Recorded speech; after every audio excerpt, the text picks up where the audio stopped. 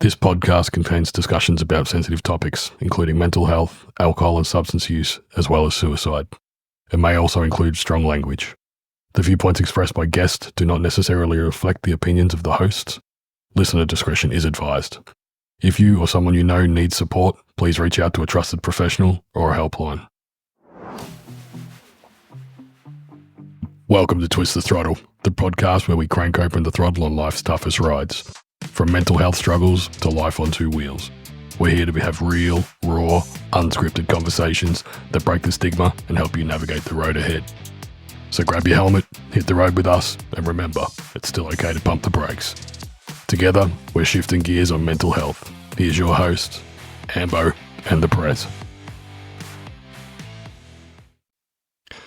All right, welcome back to Twist the Throttle, here with Ambo and Prez. G'day guys, how you all going? So you heard our show last week. We did a little bit of an introduction about ourselves. We're going to take that to the next level over the next couple of weeks. I'm going to do an interview today with Ambo. Oh, wow. How exciting. Put you on the spot a little bit, mate. That's all right. Give the guys a bit of an idea of what we're going to be doing going forward. So getting people in, finding a bit about them, finding out about their journey. Yeah, I think it's like good. That, so. Well, you got a little run through of what some of the questions. I sent you some stuff we might be talking about, but it's not following our script or anything. Wherever the conversation goes is where we're going to take it. Pretty far. Yeah. We'll start off like we are a bike show. So what do you ride, mate? Depending on the weather. Yep. Currently, I've got a Honda VFR 800. Yeah. 2010 model. Very nice. It's one of those VTEC. Yeah. It's like one of the old Honda Prelude or Honda. It gets to a certain rev range and it opens up more valves or something like that. Yeah. It's a serious weapon of a bike. I think I jumped on your bike once and it scared the crap out of me. Yeah. Pretty quick. Pretty cool, yeah. Yeah. What drew you to that? What was the... So this bike was a repairable ride-off I bought from Mannheim Auctions, and it cost me something like $2,300 for how much bike you've got for that money. Exactly. Yeah. And the little bits and pieces I had to do. So they tried to steal it, but they got caught stealing it, so they never got it running. Never rode it. I actually managed to get screwing up the ignition and stuff like that. Yeah, I managed to get the key off the original owner. Contacted him via just the research I did finding. Who had it last, and he said it's a beautiful bike. Yeah, beautiful. I was surprised that he didn't want to claim it back under his insurance policy. Insurance or whatever, yeah. But he says never run on anything under 98. Beautiful bike. I love it. Don't think I could ever get rid of it, to be honest. No. Last episode we talked about your DR and following in your uncle's footsteps with that one. Oh, exactly. I got the DR 650 dirt bike, and I've been out bush. I'll take that up to the high country every now and then, go out camping. It's my, it's how I deal with a lot of my depression and going out bush by myself. I know some people think it's a bit scary going out there by yourself. A lot can go wrong. Oh, that's it, yeah. I've been in some pretty fucking hairy situations, been stuck. I remember you sending through a message to our group chat of being stuck in a bog hole. I actually did my back end trying to get it out. It was the funny thing was I've been through that road a couple of times. Yeah, I've been up and down that track. just unlucky on that. I don't know why I decided I was riding in the middle of the road and just all of a sudden it just sunk down to its bloody axles and then I just, doesn't matter how much power I used, I couldn't get out of it. Then it was just a big vacuum and I just had to tip it over sideways. Like using logs and all sorts of random shit to try and push it out. I got there eventually, mate. That's it. You got home. Yeah, you got to stay with us at least. I'll tell you what, I'll chuck a couple of pictures up on do that. That'd be great. Yeah, and it was stuck. It was stuck. So what first got you into riding? Like you said, your uncle doing the fish and chip deliveries. Yeah. So before that, my dad's cousin, they have dairy farms. So I know I grew up dairy farm. I really loved working with cows and whatnot. So they had the old 4-wheelers and 3-wheelers and horses and all that sort of stuff. So I used to go and hang out with my cousins. More like tools than toys. Yeah, exactly. Yeah. And so I spent a lot of time on the farm. But then, my uncle came over from Scotland. He was delivering fish and chips on my dad's bike. He come off. He hurt himself. But, right. I've actually learnt a lot of my mechanical stuff fixing that bike. Yeah. I learned a lot of stuff, like how to fuck a bike too. That bike never run the same ever again. But hey, you learn from your mistakes as well, don't you? That's it. You're the unofficial mechanic of the club. You've got the service histories route. Yeah, so I used to ride that bike up the bush and go possum bashing. But the reality was we never found any possums because it was too fucking loud. Well, it truly gone before you got there. Yeah, exactly. I used to push it down the driveway and sneak off with my mates. Yeah. So do you remember your first ride, like the first time you ever jumped on a bike? I remember my dad putting me on a bike. Yeah. And one of his friends from work, his kids rode speedway or something.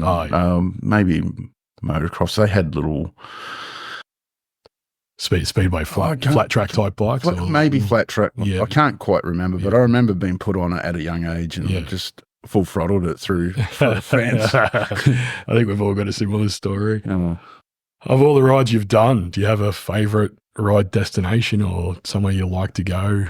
Look, I'm not going to lie. I think Pres Run, going down the Great Ocean Road, and doing it with a bunch of dudes, it's pretty cool. Yeah, that last ride we did was pretty amazing as well, going up through Black Spur and whatnot. Oh yeah, the overnighters are always a big. The riding aspect as well. It's just you see some very scenic stuff cruising out on these country roads. I'm still at that stage of my riding career where I'm not really looking around at the scenery as much as I'm watching the lines where I'm going to be, trying to figure out how to not kill myself and everyone around me.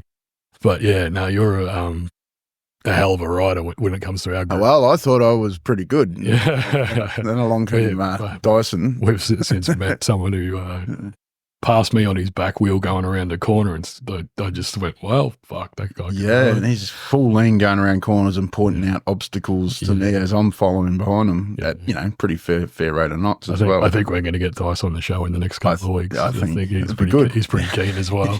Be good to hear his story. Any bucket list rides? Anything you haven't done yet? So my bucket list, I don't know if I really talked about it a hell of a lot, but I would actually want to fly to India. Oh, nice. I want to fly into the east coast of India. Yep. And buy a Royal Enfield. Yeah, in Fay Racer style bike. Not so much, more an adventure type bike. And it's going to be about 5,000 Australian dollars to buy. Go down the bottom of India, maybe do a bit of Sri Lanka, but definitely up the west coast of India. So down the east and up the west? Yeah, kind of flying into Chennai. This is what I planned. I don't know. I've asked for time off in November. We'll see how we go. Oh, well, yeah, right. So getting across to the west coast and then riding up the west coast and then getting up to New Delhi and then in through New Delhi. There's not a lot from what I can tell on the map. It'd be a 2-day destination to get towards Taj Mahal area, the Golden Temple. That'd be crazy. Yeah, so I'd love to just go over and experience that. I'd like to go by myself. Yeah. Just so that I'd pace myself and do my own thing. Not living off anyone else's agenda. Some days I might have to ride 1,000 Ks. Others I might only do a couple of hundred to get to the next town up. Probably the day after you do the 1,000. So that is my dream. I've done some motorcycle riding in Thailand. That was pretty cool. Yeah, like this little Honda. What was it? I think it was a 400 or 500 or something. It was pretty cool little moped thing. We've had a chat. I'm going off topic already. A while back we were talking about you retiring to Ecuador, South America. Oh, right, that's my runaway plan. Yeah, that's your runaway. Is that a ride destination or just the freedom of it all? In Ecuador, you can buy a plot of land for fucking next to nothing, mate. Yeah. And if things turned pear-shaped in my life, that's kind of my runaway spot. Yeah. Pay no attention, please, officers. Not so much in that way. I know what you mean. My kids didn't want to see me anymore or... Yeah. We had a rough trial. Yesterday, you had to take off after the... Yeah. Last week, you mean? Last week. For the listeners, last week. Yeah. For me, not too long ago. Daughter caused a bit of grief and I had to go down and be bad parent and try and get her on the right track again. Yeah. It's part of being a dad, but also being that person. Yeah, we just had the discussion. Like, my problem with that situation was, you don't want to be the punishment. Like, that's what it ended up being. That I was the bad guy. The threat of you can go with your dad doesn't sit well with me, considering how much she has a lot to lose there. But you've put a lot into those kids over the years, more than you give credit for. They live with. I've been a single dad. They lived with me full time. Yeah, my daughter left. My son still lives with me full time. What a legend that kid is. Is? Yeah. Oh, it certainly is. My kids live with me full time for nearly 6 years now. Daisy went to her mum's. She was getting a bit of trouble at school. Yeah. That wasn't through her, it was through friends. Yeah. And she can't bring herself to go back to the school, kids unfortunately. Souls, yeah. Nasty stuff. Just nasty stuff, yeah. Getting back onto what we were talking about. What does riding the bike mean to you beyond just getting on the bike? Like, what's your motivations? Riding a bike to me is like getting out and taming the beast.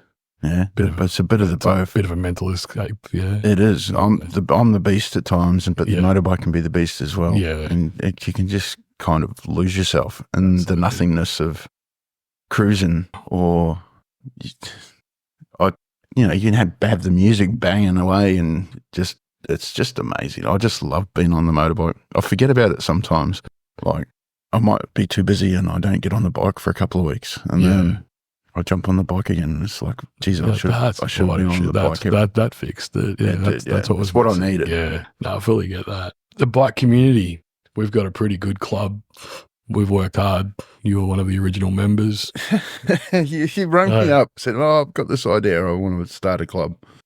I'm like, it sounds great as long as I'm the sergeant of arms. I thought it was all a joke to start off with. Mate. No. I was keen as mustard from the word go. I never thought it'd explode to what we've got now. It's been fantastic. The people we have grown it into. We've had some ups and downs. But of course. We're all going to have grown. You can't have 30 people in a room and have them all have the same opinion. No, exactly. If you did, there's no point being in that room. But in saying that, our club is awesome. And, looking outward onto other clubs, I think we've got something pretty special going on. Yeah, definitely. Yeah, you remember the days of MNW? They're huge. Yeah, not a bad crew. Unfortunately, with the passing of one of their founders, they really changed the direction for the whole club. It did, but I really enjoyed their rides when they shot down the Melbourne Bike Night and stuff like that. Yeah, good crew. I met quite a few of them. We've got quite a few of them over with us now as well. We're going to reach out to a few other local clubs and try and get a few of their guys on. I've already spoken to Kai out at the Southern Brother. Yeah, cool. He's going to be one of our first guests. He's a really good bloke. I've had a couple of chats with him in the past. So. Yeah, I'm looking forward to supporting his rides. So going more into the mental health side of things, life isn't always smooth riding. How has biking helped you through some tough times? Like we say, it's our therapy. So I think we touched on the last episode. My little brother died. Yeah. I actually said 16 years ago. It was 21 years ago. Holy shit. 22 years ago. So it's a while. It's been quite a long time. Yeah. And he died on a motorbike. He come off on his motorbike going on a country road. He'd been around to see his mate, but his mate wasn't home. So he decided he was going for a ride. Yeah. And he went out country. And in New Zealand, the roads are banked for milk tankers to get around corners and whatnot. Okay. And they said he wasn't going overly fast. The investigation actually said that he had a flat back tyre. He had a back tyre changed just recently, and the valve was leaking. And, right. So maintenance on bikes is key for me. Yeah, 100%. But so it was enough. I reckon that would make a lot of people not want to ride motorbikes. Absolutely. But for me, I don't live life in fear. Yeah. It is, it's upsetting, but I kind of feel that my brother's with me at times. Good feeling. You get the old, maybe I should fucking slow down. Yeah. Or, something just triggers you. That guardian angel feeling. Yeah. So does it play on my mental health? Yeah. I think about him a lot. Yeah. I miss him. There's lots of things in life that you have regrets about, but you can't change it. I see my son and I go, mate, you would absolutely love your little brother. Yeah. My little brother. Your little brother. That's your uncle. How old were you when he passed away? 20. 20, Jesus. Yeah. So he was younger brother. So he was 15. No, so I was 19 actually, because he was 4 years younger than me. Wow, 15. Just starting out. Yeah, yeah, didn't get a chance. Fuck, always rough. Do you remember any specific dark moments that being on the bike helped pull you out of? Like, probably when we touched on something pretty deep there. I've had some dark moments on the bike. Yeah. I was in the bush a couple of years ago, camping with the family, and I was in a pretty shitty state. My partner had left. I'd left her, sorry. Yeah. And I wasn't in the right head frame. Yeah. It was Christmas Day. And I was riding down this one track, and I pretty much fucking shut my eyes knowing that I was coming up to a 90-degree corner. Wow. And I come off and I fucking hurt myself pretty bad. Yeah. Smashed up my hip, broke a few ribs. Yeah. Call of the void, they call it. Yeah. We talk about the dark thoughts, the black dog coming after you. Sometimes in those moments where you can't see a way out. That's the most important part, is to talk about it. So yeah. I had a lot of stuff going on in my head. That's probably the only time I've ever thought about not really giving a fuck if I was dead or not. Yeah. But it's good to air it out. Definitely, mate, definitely. You got at least 20 blokes you can call 24/7 now, and hopefully the show will have a positive audience that we can help out as well. Yeah, I'd like to be able to help somebody, Yeah. I'm really big when we get to our challenge at the end of the day. We'll play that we gave the guys a good challenge last week. I've got a good one picked out for this week that plays into that as well. Yeah. So we'll talk about that a bit later. Yeah. It's obviously tough to talk about mental health. What you said, catching up with us and all the rest of it's really made you been able to open up, haven't you made it work? You got to have somebody to talk to when you need it. Yeah. Yeah. It's important to recognize. I know it's embarrassing at times to talk about stuff like that. It is hard. Well, we're from a generation that was taught, don't feel, bottle it up, just put on a brave face. Yeah, like it's what you're crying for, mate. Yeah, rub some dirt on it. Yeah. All the good ones that we've all heard. But knowing you guys, and actually being able to open up about this sort of stuff is pretty cool. Yeah, definitely. It's just what's the old thing? A problem shared is a problem halved. Like, exactly. Yeah, I agree with that. Yeah, if you can take the weight, most of my friendships aren't 100% one way. They're not 50-50. Sometimes it's you're giving me 80, I'm giving you 20. Sometimes I'm giving you 80, I'm giving you 20. Exactly it's right. like leaning on each other, finding that person you can talk to. But I think mental health is a reoccurring thing. It's not just a be all and end all. It's not. There's no switch you can just flick. Oh, absolutely not. Flick and it's fixed. No, it's it. You need to find what works for you. Sometimes it is medicine. Sometimes it is. Sometimes it's just an ear to listen to you. Sometimes you fucking need to watch a movie and cry your eyes out. Mate, I cry at freaking coffee commercials. I'm weak as piss these days. Like I think I've opened up too much. Yeah. I can't watch a Disney movie without bawling like a baby. I remember I took my kids on a cruise. We went over to Noumea. It was a 9-day overnight cruise. Yeah. And on the way back, my kids were fighting in the car, and they said, "I fucking hate you." And I lost it. I just went, mate. I've taken you on. I did how much we just spent. It wasn't about the money, but it's more like mate, how many experiences. You know what I've done? I've just put in. The most magical experience I could have ever given you, even though it kind of bounced around my birthday. But doing this as a single dad, of course, man. And then they go and drop that on me, and I started bawling my eyes out, and then they all started crying. I remember the first time my daughter said, "I hate you," and it just breaks you. Like the person you've given everything to, just really, you can't handle that sort of stuff. Like. Yeah, a lot of guys, who are separated. I was separated from my kids early. Not early. My eldest was 13. My youngest was 8. So saw him every weekend. Had him for dinner through the week. Like I wasn't. I did my best to not be an absent dad, but it just didn't work out the way it was supposed to. Yeah.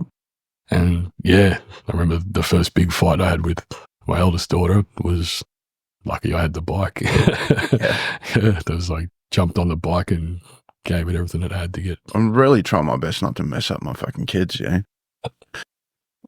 I know it's hard with a lot of external factors. Oh, absolutely, mate. All this Facebook and TikTok and freaking all this other outside. I'm so happy we didn't grow up in this generation. It's a different world now, isn't it? Isn't it? It's like scary. As parents, and what's going to be like in 20 years' time, Jeff? As parents, it's so hard to navigate as well. Like, how do you tell them advice when you don't actually know what's going on? Like, yeah, exactly. My daughter was bullied at school, and we had the conversation about it, and I was like, just ignore him. And she goes, I can't. Like, I get home and the phone in my pocket's going off every 5 minutes. Like, I can't turn that off because then I don't get to talk to my actual friends. But the bullies are there 24/7 when they've got nothing better to do. No. Yeah. And I mean, it is personal, but that's what we're here for. I'll go to the school, go into the counselling session that the counsellor would call me up to, and then she tells me that my daughter's cutting herself. And I'm like, like, what am I doing wrong? Yeah. And you break it down, it's not always me. Not always. But I'm not there as a support. And if you're not talking about it, you're not going to get the support. I know it's a trying age that your daughter's at the moment. Yeah. You got a couple of rough years ahead. Oh, I do. Yeah. Not trying to sugarcoat it for you. But you have a pretty good relationship with your daughter. Like, that's why I had the big problem with what we said earlier about you being the punishment. Like, that's not fair. Like, when she comes and I think she loves being with me. Yeah. And she can see that, we've had our times, ups and downs. Everybody has their ups and downs. The pride on her face when you brought her to the last meet with, she was really happy to be there as your kid. Like, that was really cool. Yeah. Yeah. We'll move on a little bit. Any ongoing struggles we've still got? I've written down a heap of good questions here, but we've kind of covered off a lot of it as we go. So it's all about trying to find that balance we're talking about with time for yourself, time for your kids. Well, like I said in the last episode, I get lost in YouTube. I love me YouTube. Me Cletus McFarlane. It's a distraction. It is a distraction. Anything turn off from.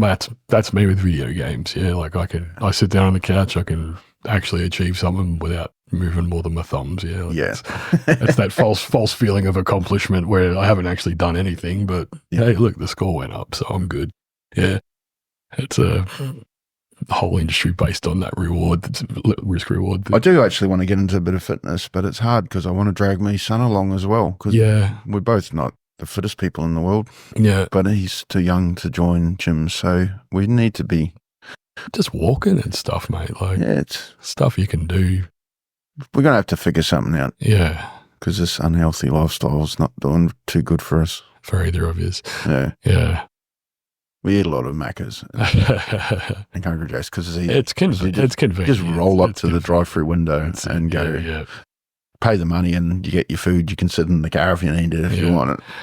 My big problem with cooking, my wife will tell you, like, when I do cook, I'm not bad at it, but I don't do it very often, is I hate spending 45 minutes in the kitchen, 5 minutes to eat, then 15 minutes cleaning up again. Yeah. It's like, hang on a minute, that was like an hour's work for 5 minutes reward. Like, and I don't enjoy anything I prepare. I actually am a pretty good cook, mate. Yeah. I've got a few meals planned for the rest of the week. Yeah, no. Yeah, it's good.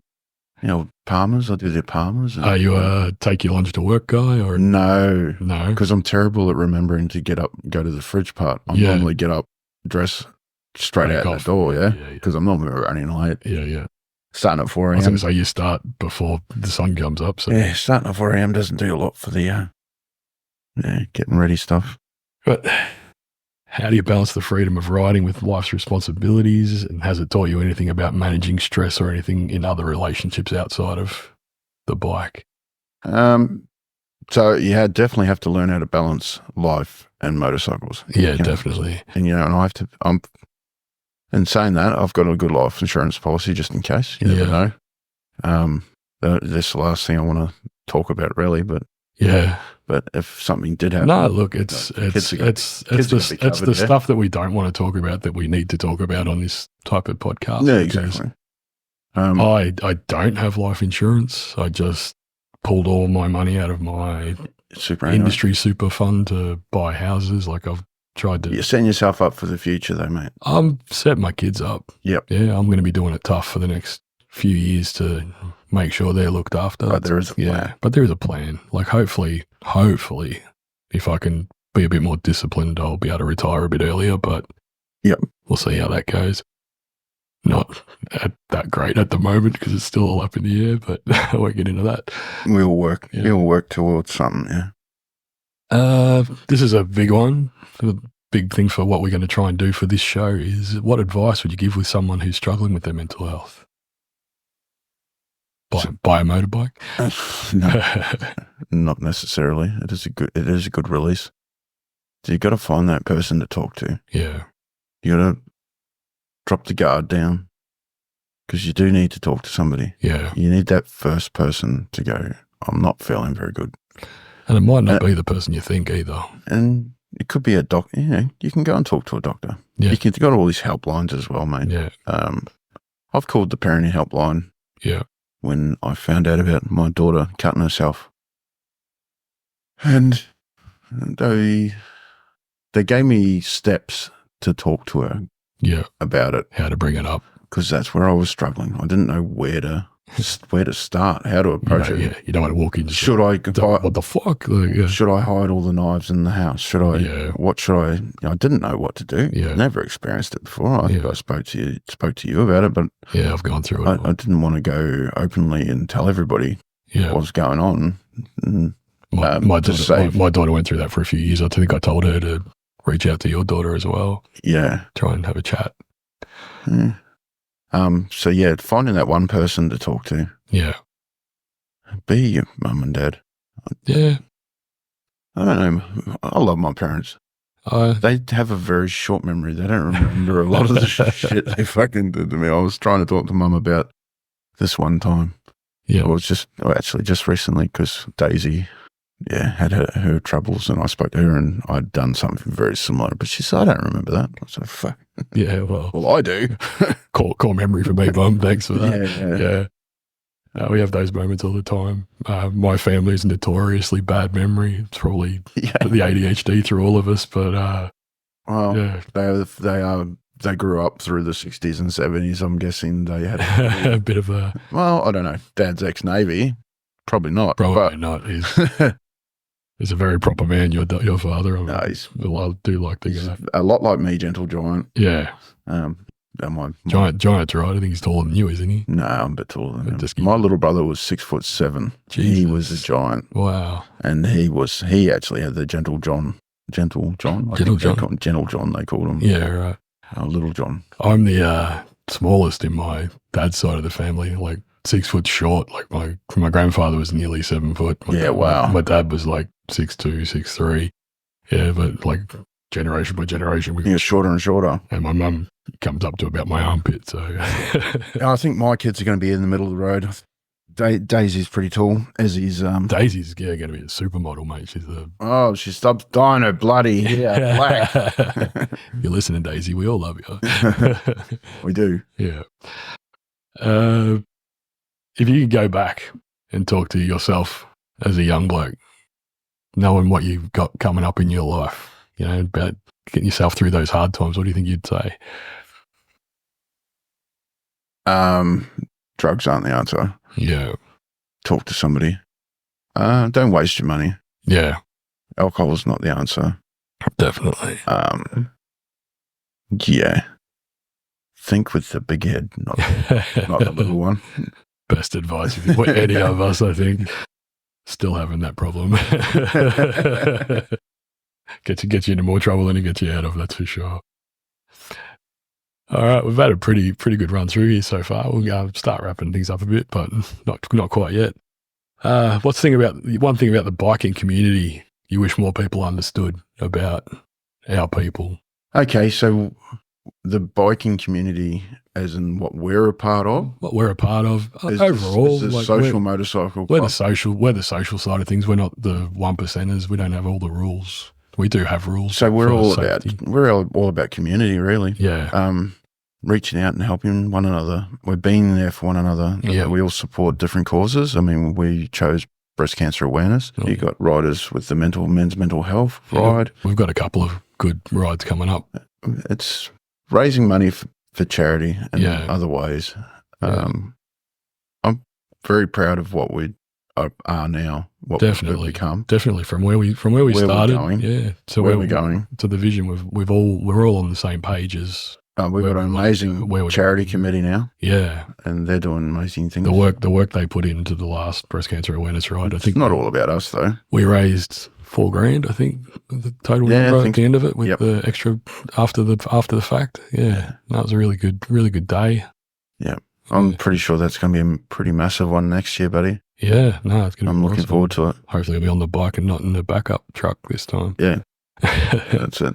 How can bikers or anyone else better support friends who are struggling? What's reaching out to one another? Yeah. Like our last little mission for you to do at the end of the show was to reach out to somebody you haven't spoken to in a while. Try and do that. Yeah. Organise a ride with your mate. Yeah. Even if it's pop around for a beer or doesn't have to be a beer. Come around. Yeah, it doesn't have to be a beer. Come around and wash your bike or. We got one of our members who's loves a beer. He constantly messages me, come and have a Coke, come and have a Coke. I'm like, I will, mate. I just you could not time it worse every time you asked, unfortunately, at the moment. So what's next for you? We got any big rides or goals or plans, or what are you excited about? What's something in your life you're looking forward to at the moment? Getting the shovel head on the road, buddy. Yeah. So we've got a big part coming from America. Yeah. That's I haven't received the final bill for that yet, but when it arrives, no, it's all right. Don't stress about that. It's already organised, but we can start to build. Yeah. So everything's ready to go. I mean, a majority of there's small things like brake lines and stuff like that we need to sort, but once we get those triple clamps, we can start to putting stuff together. And that'd be good. So, mate, I'm looking forward to that first ride on that bike and showing it off. Well, that's going to be wicked. Hopefully we get to Shovelfest next year. Oh, that's definite. Yeah. Definite. Right. What's one mantra or one song that you, on a bike, is your go-to? Like what's in your head? Like what do you... You see that on The Simpsons, you got that monkey that goes quite... Nah, look, I am a bit of a techno remixy. Yeah. I'm not biased to anything. I'm not a big fan of country music. Sorry, Bam Bam. Sorry, half the club. Definitely not a big country music. Oh, look, I don't mind country music. I just don't like my relatives as much as they do. No. No, I like a lot of progressive trance music. You get lost in it. I jam my music pretty loud in the stacker at work and on the bike on the road. Yeah, you see me bopping my head every now and then. When you haven't got the other voices in your head. Yeah. I don't mean them. Sometimes I turn it off because sometimes it's just better with it off. Yeah. But yeah, no, I do enjoy my jam along music. So could I pinpoint a particular song? No, I don't think so. No, just anything that makes you... Yeah, reggae. Yeah, anything that gets into your soul, gets you moving. That's it. Yeah, beautiful. All right, so we'll wrap that up there. Hopefully you've learned a little bit about Ambo, a little bit of a background of like why we're here and what's going on. Learn a snippet of it anyway. That's it.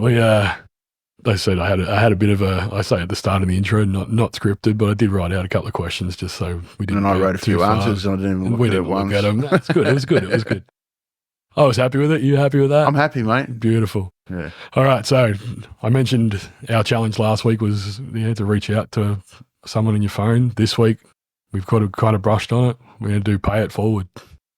So do something nice for somebody else, not expecting something back.